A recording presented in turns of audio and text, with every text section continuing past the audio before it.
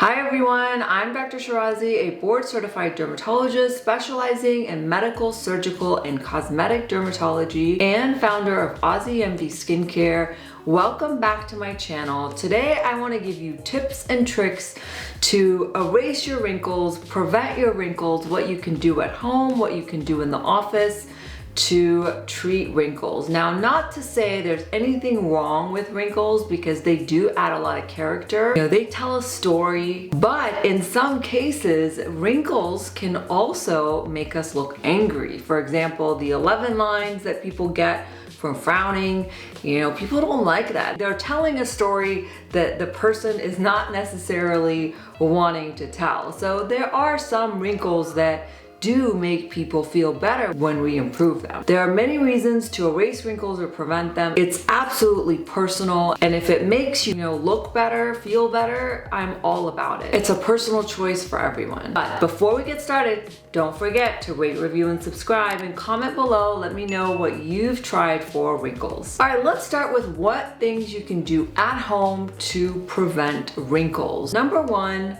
sun protection and avoidance, because sun exposure, UV rays are probably the most critical in terms of breaking down our collagen and causing the skin to weather and wrinkle. So really, sunscreen every single day, and it doesn't matter if you're indoors, you're not really outside much, it's still important to make it a habit. Put it on every morning, because at the end of the day, you do go to the grocery store, you go out, check the mail, you go to the doctor. So driving, you're gonna get exposed to UVA rays. Yes, you may not get a sunburn because UVB rays don't necessarily come through windows and are blocked by car windows and so forth, but UVA rays are out all day. People say, well, I don't really go out at noon, and so I don't feel like I need to wear sunscreen. For anti-aging purposes and wrinkle prevention, you should be wearing a broad spectrum SPF 30 or higher every single day, because the UVA rays are longer rays. They penetrate deeper into the skin, they go into the dermis, and they activate a signaling pathway that causes these little enzymes to chew up or degrade your collagen and your elastin and dissolve your hyaluronic acid. These are things that keep the skin plump and give our skin structure so that wrinkles can be minimized or prevented. And sometimes, despite wearing sunscreen, you still may get some UV rays that come through. And for anti-aging purposes, the sunscreen should really be reapplied every 2 hours, because it starts to wear off. It starts to lose its efficacy. I personally find that the SPF powder brushes are great for reapplication, because no matter how hard I try to reapply a cream-based sunscreen in the middle of the day, it's not something I really want to do once I've put on my makeup and so forth. So reapplication of sunscreen is also really important, because like I said, UVA rays are out all day. Unlike UVB rays, those are the sunburn rays, peak at about between 11 to 2 p.m. So UVA rays are the ones that you really want to target for anti-aging. And then number two, leading a healthy lifestyle, for example, not smoking, because all those carcinogens in cigarette smoke can certainly contribute to breaking down the collagen and leading to more wrinkles. Don't drink too much alcohol, and eat a well-balanced diet, because at the end of the day, your body needs nutrition to really build the collagen and maintain the skin. So make sure you're getting enough protein. Those are the peptides, the building blocks of collagen. Make sure you're getting your antioxidants like vitamin C that really help with collagen synthesis, because it's not enough that you just have proteins or peptides. You need the vitamin C to make the collagen. Which brings me to skincare. What can you do to treat wrinkles with skincare at home? Products like retinols have been proven over and over again in really good studies. We have some really solid data that show that retinols not only stimulate collagen production, but they also stimulate hyaluronic acid and elastin, which help with wrinkles but also they protect our skin. They protect the collagen from getting degraded from, for example, UV rays or environmental stressors. So be sure to start on a retinol, and then antioxidants like vitamin C are again really important for collagen synthesis, and they help protect and repair the damage we face from environmental and UV exposure. And then exfoliants. Exfoliants really help renew our skin cells, and that helps with fine lines and wrinkles. They also send signals into the deeper dermis to stimulate collagen production.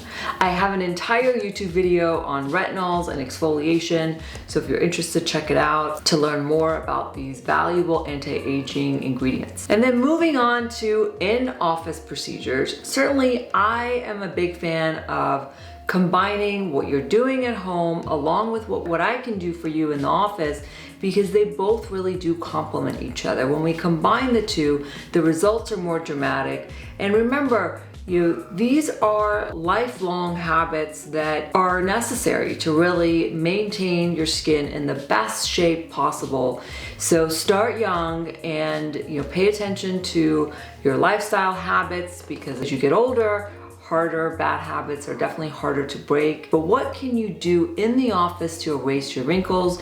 Well, again, let's start with prevention. Number one, Botox. You have to target the muscles, because the muscles of facial expression are what over time creates those deep lines and wrinkles.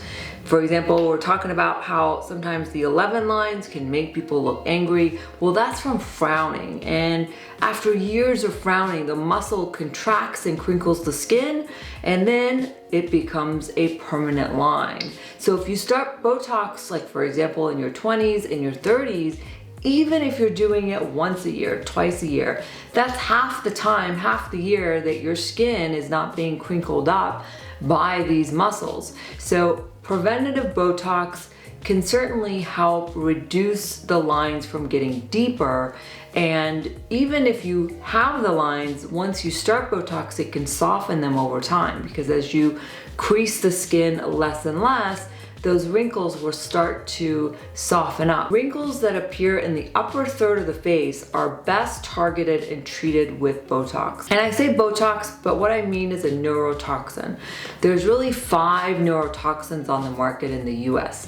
That's Xeomin, Dysport, Jeuveau, and Botox, the OG. Now there's a 5th one that is out now. It's brand new. It's called Daxxify, and it's supposed to last 6 to 9 months. We can also use Botox in the lower half of the face for wrinkles like around the mouth, but it gets a little bit more tricky in this area because there's a lot of important muscles that function when we smile or talk, so we have to be careful because sometimes it can affect our speech or our mouth movements, and it's not as straightforward as the muscles in the upper third of the face. So for example, those smoker's lines that people get, some people really purse their mouth or they suck out of a straw, and that creates what are called smoker's line. You could not necessarily be a smoker, but again, that pursing motion that you use when you suck out of a straw is pretty much the same thing. You can get these deep lines. You can do what's called a Botox lip lift,